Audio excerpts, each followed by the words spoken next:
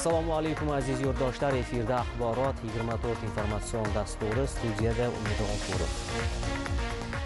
O'zbekiston Rossiya o'rtasidagi keng qamrovli strategik sheriklik va ittifoqchilik munosabatlari yildan yilga rivojlanmoqda.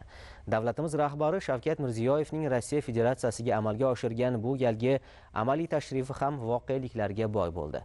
O'zbekiston yetakchisi 29-Peterburg xalqaro iqtisodiy forumining yalpi yig'ilishida ishtirok etdi va nutq so'zladi.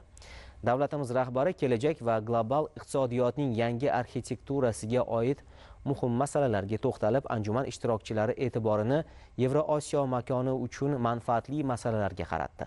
Yevrosiyo texnologik sanoatlashtirish kamarini shakllantirish, inson kapitalini rivojlantirish, qo'shma onlayn platformasini yaratish, qo'shma raqamli ekotizimni shakllantirish, Samarqanddan Peterburggacha kreativ turistik yo'lak loyihasini ishga tushirish.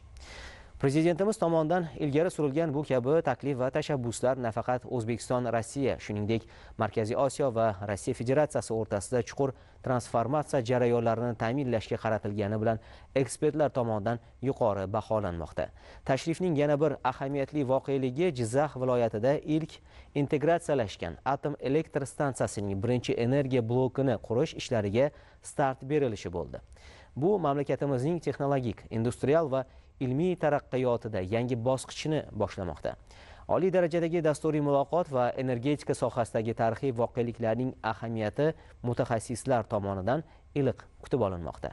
Muhtaram Prezidentimiz chiqqan nutqlarida O'zbekiston va Rossiya orasidagi munosabatlar haqida chuqur tahliliy ma'lumotlarni berdilar. Bu avvalambor sanoatni kooperatsiya masalasi, inson kapitali masalasi, iqtisodni rivojlantirish bilan bog'liq bo'lgan masalalar, logistik masalalarga oid bo'lgan O'zbekiston va Rossiya orasidagi munosabatlarga to'xtalib o'tdilar. Prezidentimiz mana shu sohalarni yanada rivojlantirish, bugungi sharoitda nimalardan kelib chiqib, qaysi sohalarga alohida e'tiborni qaratishimiz kerakligi haqida alohida aytib o'tdilar. Yevrosiyo sanoatlashgan industriya kamarini tashkil etish haqidagi takliflari bo'lib o'tdi. Muhtaram Prezidentimiz yoshlarni kelajakdagi ta'lim olishi, ularni ish bilan ta'minlanishi, kasbiy mahoratini oshirish nuqtai nazaridan onlayn platformani yaratish haqidagi ham taklifni o'rtaga tashladilarki, bu O'zbekistonni mana shu bugungi taraqqiyotdan tashqari kelajakdagi taraqqiyot haqida ham berilayotgan katta e'tibordan dalolat beradi. Sankt-Peterburgdagi juda bir nufuzli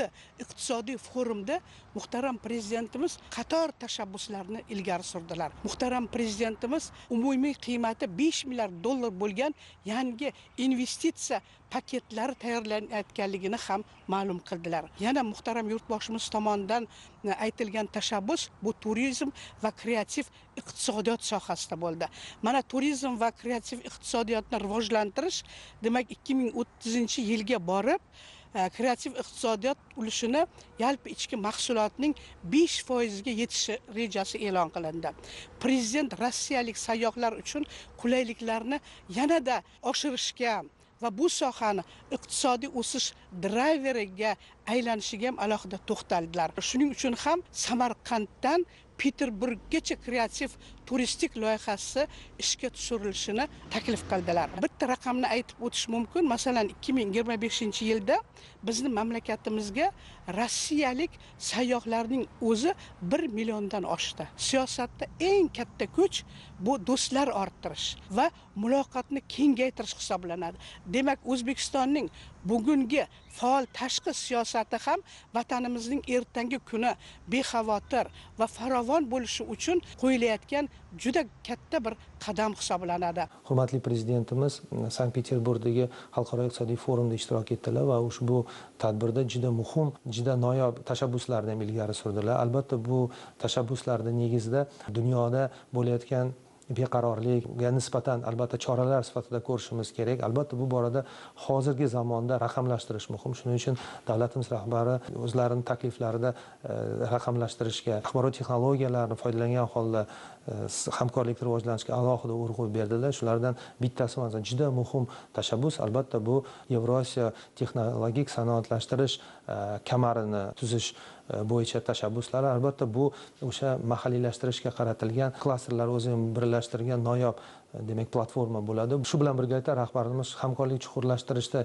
yanada ham yuqori bosqichga olib chiqish maqsadida qo'shma raqamli ekotizimni shakllantirishga qaratilgan taklifni ilgari surdilar. Umuman bu davlatlar o'rtasidagi elektron savdo, iqtisodiy kommersiya deymiz, ana shuni bir-biriga yaqinlashtirish, o'zaro hamkorlik qilgan holda demak bandlikni ta'minlash, brendlarni ilgari surish bir noyob planshetka hisoblanadi. Bu ham tadbirkorlarga qo'shimcha makon yaratadi, o'zaro yaqinlashtirishga, ham fuqarolarga demak o'zini band qilish uchun, daromad topish uchun juda noyob platforma. Prezidentimiz o'zining nutqida bir nechta tashabbuslarni ilgari surdi.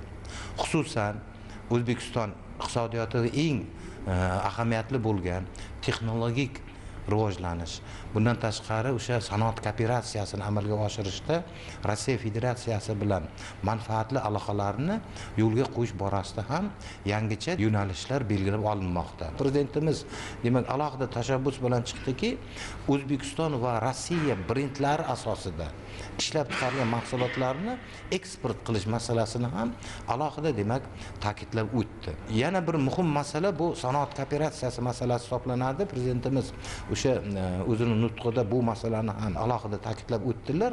Sanoat kooperatsiyasi biz o'sha Rossiya bilan bevosita ma'lum bir noyob metallarni o'zlashtirish, misol uchun uranni boyitish masalasi, bundan tashqari o'sha texnologik jihatdan mashinasozlikda ishlatiladigan ma'lum bir mahsulot turlari, ayniqsa kimyo majmuasida o'sha Rossiya bilan hamkorlikda biz ma'lum bir mahsulot turlarini o'zimizda yana ham ko'paytirish va bu orqali biz dunyo bozorlariga talab yuqori bo'lgan mahsulotlarni eksport qilish ham imkoniyatiga ega bo'lamiz. Bu nutqda O'zbekiston o'zining ochiq islohoti va pragmatik strategiyasi nutqi deb o'zim hisoblayman. Juda katta tashabbuslarni ilgari surdilar. 3 ta asosiy tashabbuslar bular shu iqtisodiy sanoat markazini yaratish Yevrosiyo hududida. Ya'ni bundan maqsad O'zbekiston xom ashyo makoni sifatida emas, ishlab chiqarish, texnologiya, resurs, kadrlar masalasi bo'yicha bu narsalarni amalga oshirish bo'yicha bu tashabbus edi. Bir mahsulotni bir davlat emas, zanjirli sifatida ishlab chiqarish yo'lga qo'yilsa, nafaqat O'zbekistonda, balki qo'shni davlatlarga ham sotish mumkin.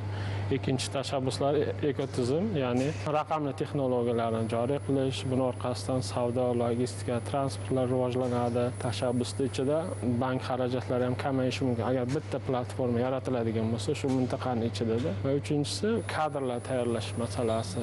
Buni ortida katta texnologik loyihalar asosida muhandislik maktablarini yaratish, IT sohasi, sun'iy intellektual, raqamli texnologiyalar, raqamli transformatsiyalar bizning iqtisodiyotimizning eng muhim bir drayveri bo'lishi mumkin. Sankt-Peterburg xalqaro forumida respublikamiz rahbari o'z ma'ruzalarida resurslar va bozorlar uchun kechadigan klassik raqobat turining o'zgarib, innovatsiyalar, infratuzilma va logistika uchun yangi bir raqobat sharoiti shakllanganligiga o'z e'tiborlarini qaratdilar va bunday sharoitda kooperatsiyalar, barqarorlik muhitini yarata oluvchi va teng hamkorlikni taklif qiluvchi va o'zaro manfaatli hamkorlik muhitini shakllantirib beruvchi mintaqalar va davlatlarning ahamiyati oshib borayotganligiga urg'u berdilar. Davlatimiz rahbari bunday sharoitda, ya'ni o'z atrofida barqarorlik va kooperatsiya muhitini yarata oluvchi davlatlar sifatida Markaziy Osiyo mintaqasi, xususan O'zbekistonni alohida ta'kidladilar va O'zbekistonda so'nggi 10 yilliklar davomida amalga oshirilayotgan ochiqlik, inkluzivlik va pragmatik siyosat hamda iqtisodiyotimizda amalga oshirilayotgan islohotlar, investitsiyalar uchun yaratilayotgan jozibali muhit va mamlakatimizning intellektual potensiali, yoshlarning kuch-quvvati va yoshlarning tashabbuskorligi hamda startap loyihalarining keng yoyilayotganligi haqida o'zlarining fikrlarini bildirdilar va xalqaro hamjamiyatni, xususan yirik moliyaviy institutlar va yirik firma va kompaniyalarning rahbarlarini O'zbekistonda faoliyat olib borishga taklif qildilar. Kuni kecha Sankt-Peterburg xalqaro iqtisodiy forumida davlatimiz rahbari Shavkat Mirziyoyev Yevrosiyo makonida iqtisodiy hamkorlikni rivojlantirishga qaratilgan bir qator tashabbuslarni ilgari surdilar. Prezidentimiz tomonidan bildirilgan takliflar mintaqaviy hamkorlikni yangi bosqichini aks ettiradi. Avval asosiy e'tibor agar savdo va investitsiya aloqalarini kuchaytirishga qaratilgan bo'lsa, bugungi kunga kelib urg'u qo'shma ishlab chiqarish, texnologik hamkorlik hamda yangi moliyaviy mexanizmlarga qaratilayotganini ko'rish mumkin. Bu jarayonni savdo iqtisodiy hamkorlik dinamikasi ham tasdiqlaydi. Xususan 2017-2025 yillarda O'zbekiston va Rossiya o'rtasidagi tovar ayirboshlash hajmi 2,7 barobarga o'sib 13 milliard dollarga yetgan. Rossiyadan jalb qilingan investitsiyalar hamda kreditlarning hajmi 2017-2025 yillar davomida 18 milliard dollarni tashkil qilgan. Rossiya investitsiyalari asosan konchilik, xizmatlar, neft, kimyo hamda to'qimachilik tarmoqlariga yo'naltirilmoqda. Bu yo'nalishlarda faoliyat yuritayotgan yirik kompaniyalar nafaqat kapital olib kiryapti, balki zamonaviy texnologiyalar, boshqaruv tajribasi hamda yangi ish o'rinlarini ham yaratmoqda. Yevrosiyo texnologik industriyalashuv kamarini shakllantirish tashabbusi alohida ahamiyat kasb etadi. U savdodan ishlab chiqarish zanjirlarini yaratishga, ishlab chiqarishlarni mahalliylashtirishga hamda yuqori qo'shilgan qiymatli mahsulotlar ishlab chiqarishga o'tishni nazarda tutadi. Yana bir muhim yo'nalish Toshkent xalqaro moliya markazini tashkil etish tashabbusi bo'lib, bu g'oya kapital bozorini rivojlantirish bo'yicha erishilgan natijalarga tayanadi. Joriy yil may oyi oxirida O'zbekiston Milliy investitsiya jamg'armasi UZNIFIPO orqali qariyb 64 million dollar jalb qilingan. Jamg'armani bozor qiymati esa qariyb 2 milliard dollarga baholandi. O'zbekiston va Rossiya hamkorligi doirasida energetika sohasidagi tashabbuslar ham alohida ahamiyatga ega. Xususan ikki davlat rahbari integratsiyalashgan atom elektr stansiyasining birinchi energiya blokini qurish ishlariga start berdilar. Atom elektr stansiyasi yiliga taxminan 15 milliard kilovatt soat elektr energiyasi ishlab chiqarib, mamlakat energiya balansida 15% gacha ulushni ta'minlashi mumkin. Umuman olganda, forumda ilgari surilgan tashabbuslar O'zbekiston iqtisodiy aloqalarini yangi bosqichga o'tayotganini ko'rsatadi. Biz olimlar ancha yildan beri kutayotgan bir olamshumul voqea desak bo'ladi. Muhtaram prezidentimiz Rossiya Federatsiyasida O'zbekiston bilan Rossiya o'rtasida qurilayotgan atom elektrostansiyasiga start berilishi, bu bilasizmi, ikki mamlakat o'rtasidagi do'stlik bilan birgalikda iqtisodiy islohotlarni yanada rivojlantirishga eng asosiy rol bo'ldi. Analitik olimlarning aytishi bo'yicha, mana shu xorijdagi atom elektrostansiyasining qurilishi bu O'zbekistonning iqtisodiy islohotlarini yana bir karra yuqoriga chiqaradi. Biz ekspertlar, iqtisodchilar bitta narsani bilamizki, ikki mamlakat o'rtasidagi mana shu uzviy bog'liq mana bugun o'zining natijasini berdi. Mana shu O'zbekistonning Jizzax viloyatidagi eng chekka rayonimiz, tog'li hududda aholisi ko'p bo'lgan, territoriyasi katta bo'lgan va iqlim sharoiti ham mana shu atom elektrostansiyasining qurilishiga mos ekanligini butun olimlar buni isbotlab berdi. Shuning uchun ham biz mana butun o'zbekistonliklar, shu jumladan Jizzax xalqi, umuman mana bugun mana shu Jizzax Politexnika institutidagi muhandislar buni juda katta quvonch bilan qabul qildi. Nimaga deganda, bizda Politexnika institutida mana shu soha bilan shug'ullanadigan mutaxassislar tayyorlovchi institut bo'lganligi uchun ham olimlarimiz, o'qituvchilarimiz nihoyatda xursand bo'ldi. Rossiya va O'zbekiston o'rtasidagi yoqilg'i sanoat energetika kompleksida biz yaqin hamkorlik yo'lga qo'yganmiz. Ayniqsa atom elektrostansiyalarida Jizzax viloyatida qurilayotgan katta quvvatdagi ikkita blok va kichik quvvatdagi ikkita blokni yonma-yon joylashishi integratsiyalashgan atom elektrostansiyasi deb baholanyapti va bu haqiqatdan ham unikal hisoblanadi va uning qurilishiga rasmiy start berilishi davlat rahbarlari tomonidan juda ramziy ma'noga ega. Sababi bu sohani rivojlanishi iqtisodiyotning barqaror rivojlanishini poydevorlardan biri bo'ladi. Agar qiyosiy jihatdan oladigan bo'lsak, elektr ta'minotiga yildan yilga oshib borayotgan ehtiyojni qondirishda aytaylik 10-15% gacha O'zbekistonga qo'shimcha imkoniyat yaratadi. Jizzaxda qurilayotgan atom elektrostansiyasi O'zatom va Rosatom o'rtasida uzoq yillik o'rganishlardan keyin va xalqaro ekspertlarning o'rganishlari, tadqiqotlari natijasida va uning ustiga biz bilamiz, Rossiya Federatsiyasi atom elektr energiyasi sohasida uzoq yillik, yarim asrdan ko'p tajribaga ega. Xavfsizlik nuqtai nazaridan olib qaralganda barcha fazalarga, barcha standartlarga javob bergan holatda tashkil qilinyapti. Xalqaro atom energiyasi bo'yicha agentliklarning vakillarining ham bu jarayonda bevosita ishtirok etayotganligi, o'sha start jarayonida ham MAGATE vakillarini bo'lishi bu xalqaro standartlarga to'liq javob beradi degan xulosani beradi. Haqiqatdan ham bu yurtboshimizni jasorat bilan, dadil qadamlar bilan atom elektr energetika sohasiga O'zbekistonni ham a'zo sifatida olib kirmoqda va bu katta mas'uliyat hisoblanadi.